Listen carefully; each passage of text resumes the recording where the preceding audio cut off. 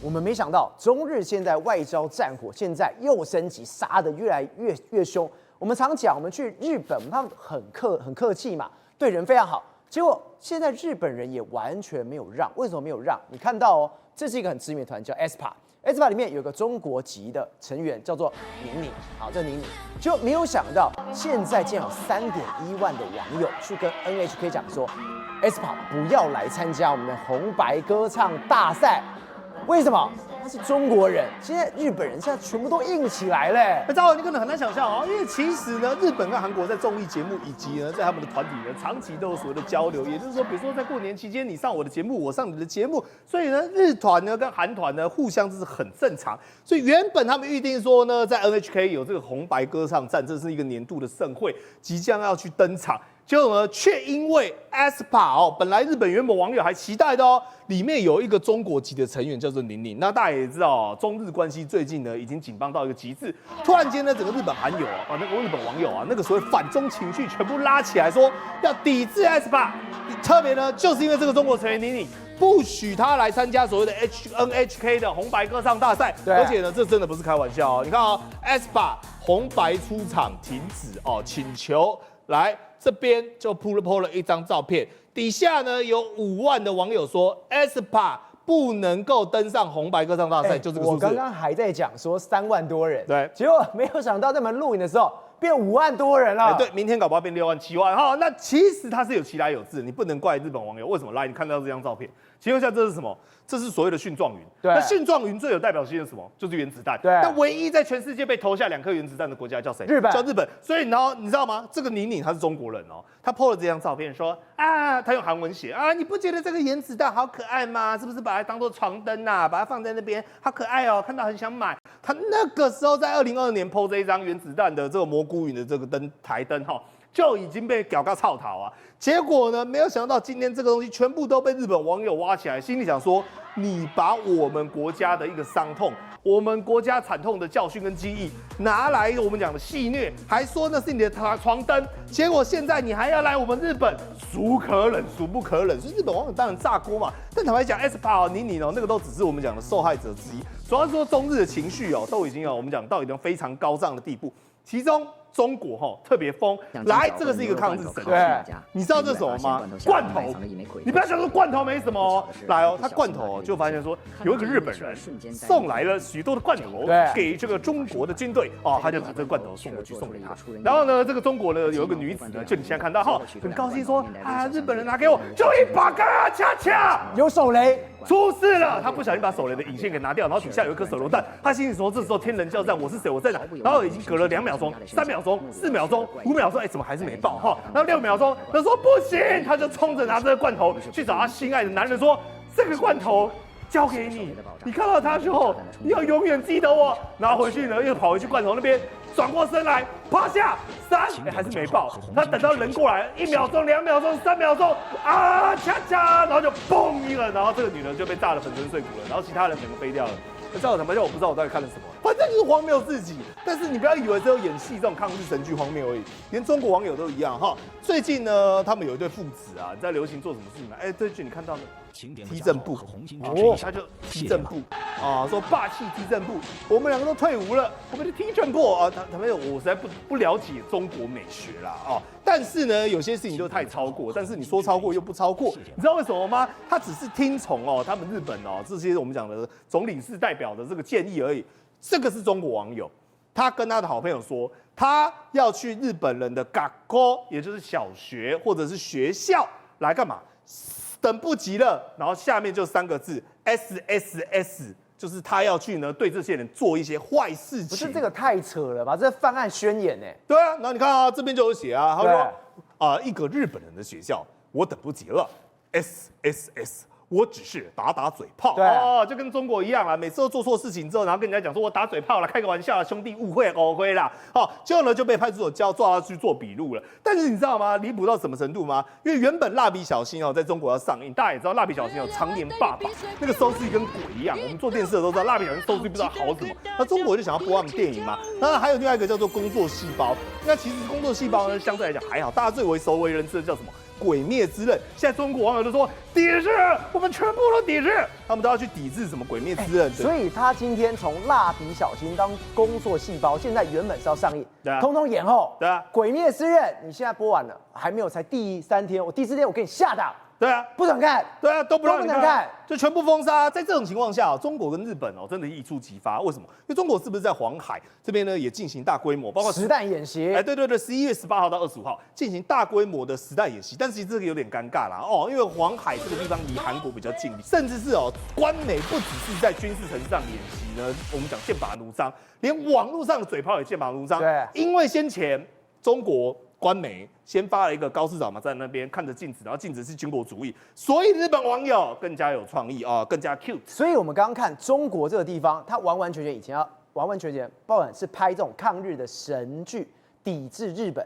现在日本人也很狠他也硬起来你要来你就来啊！怎么样？我觉得中国真的做错决定了因为你去跟人家玩这种口诛笔伐但是你中国人没有幽默感嘛？你看日本人多幽默，这个人是谁？我们怀念他你的右方这是习近平，前面这是谁左边那个镜子里面也是回你不也是习近平两个都是习近平只是说看一个是人，一个是熊而已日本最近有熊害嘛所以他们看到习近平也会觉得这是另类的一种黄色的熊害。而且你现在回过头来看，你会发现一件事情，即便日本的经济状况不断的在走衰，来这是连续第6季也就是说最近6季原本都是正成长，这是他们的 GDP， 就没想到最新的1季里面它竟然变负成长。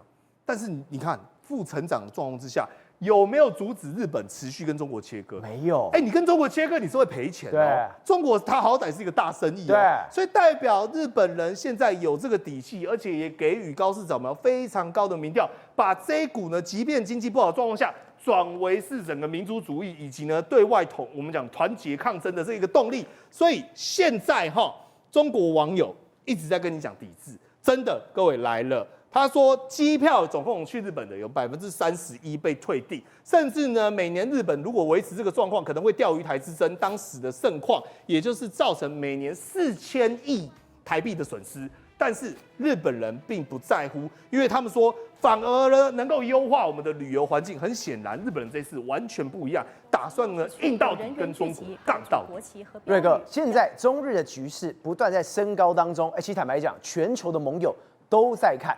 为什么说全球盟友都在看？你看到过去瓜地马拉跟洪都拉斯都是我们的盟邦，结果我们看到洪都拉斯跟我们断交之后，他找了中国，结果瓜地马拉选台湾，今天一大篇新闻出来说，不太一样华府智库直接讲，你选中国，你真的糗大；选台湾，你才是对的。对，没有错。那么刚刚这个等于说宇轩讲到有关于中国用观光客去制裁这个日本嘛。你要知道，日本现在1年超过4000多万人去观光而且因为日币很低所以呢，你在这个时候呢，用这些所谓的到年底前的40几万张的机票取消来制裁日本，根本对日本完全没有影响嘛。那可是你要知道，你如果跟我们这个等于说跟这个等于说让友邦跟台湾断交你不是自找麻烦吗？洪都拉斯，对，洪都拉斯本来是占台湾进口的白虾，你知道台湾人烤肉的时候一定要有个白虾。可是问题是我们这个白虾不够，所以以前全世界我们进口最多的白虾就是跟洪都拉斯买的。那么跟洪都拉斯买的结果呢？洪都拉斯不是这老公用这个金钱做诱惑直接把它给拐走了，断交了嘛？结果现在洪都拉斯，我们从洪都拉斯进口的白虾呢，从第1名跌落到第4名，然后呢，紧接来，因为他们本来洪都拉斯有40%的这个虾子是生产的虾子是外销到我们台湾来嘛，现在没人买了，现在一塌糊涂，掉得一塌糊涂了。老公当时答应的相关的额度没有买而且不仅没有买那么多，而且呢还要求打8折、打7折了。我问你，如果洪都拉斯的养殖渔民不是气都气死了嘛？所以现在你知道这个月的月底。洪都拉斯2个在野党的这个总统候选人不约而同提出的第1条政见是，只要他们当选，立刻跟中共断交，跟台湾恢复邦交。你知道吗？因为什么？因为单单这个白虾的养殖相关的工人有15000多个人因为这样而失业。对，所以你就知道，对洪都拉斯来讲，他要的是实质上的帮助，不是你口头上的这个等于说老公没钱了，以前呢大量的砸钱，现在没有了嘛。好，那既然如此的话呢，我们邦交国剩下那么少，那我们就集中精力去照顾我们的邦交国。刚刚讲到了瓜地马拉。那么瓜地马拉，那么照你知道我们台湾人一年喝掉几杯的咖啡？多少杯？总共42亿4千万杯。我们台湾人一年呢，42亿4千万，我们台湾人才这个2350万人，对不对？喝掉这些咖啡，那么也因为这样，所以呢，我们就锁定集中，把我们的额度往我们的友邦去。所以呢，瓜地马拉一口气现在变成台湾第4大的咖啡进口国，就跟他买很简单嘛。对，我就集中精力，以前还要分散，对不对？我就集中精力买瓜地马拉的这个相关的进口咖啡。就在昨天，我们的来自全世界在台湾南港展览馆的茶酒咖啡展刚好结束。那么瓜地马拉呢，他们的咖啡协会呢，一口气有史以来最多的咖啡生产这个厂商来到台湾进行商业的拓展推销，14家来，这是有史以来瓜地马拉来台湾最多的一次。为什么？商机呀，对，因为你台湾会跟他买啊，台湾跟他买，所以呢，他们看到了商机了以后呢，争先恐后14家全部来台湾来推销。那很简单，你这个洪都拉斯，反正你就这个忘恩负义嘛。那么过河拆桥，我白下不跟你买，我什么都不跟你买，很简单嘛。川普的开始这个走马上任了以后呢，那么把这个相关的拉丁美洲的援助计划呢给喊卡了。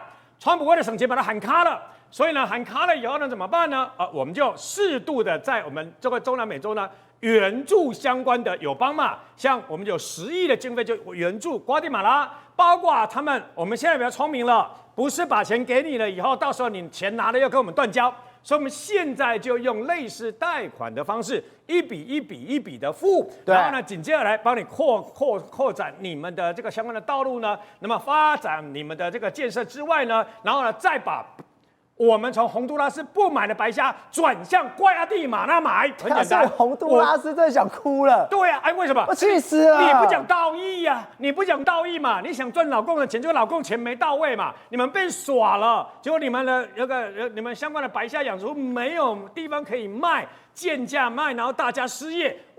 你这样对我，我就去对台湾好的瓜地马拉，我就买你的相关的农产品，买你的咖啡，买你的白虾，然后呢，帮助我们更多的友邦。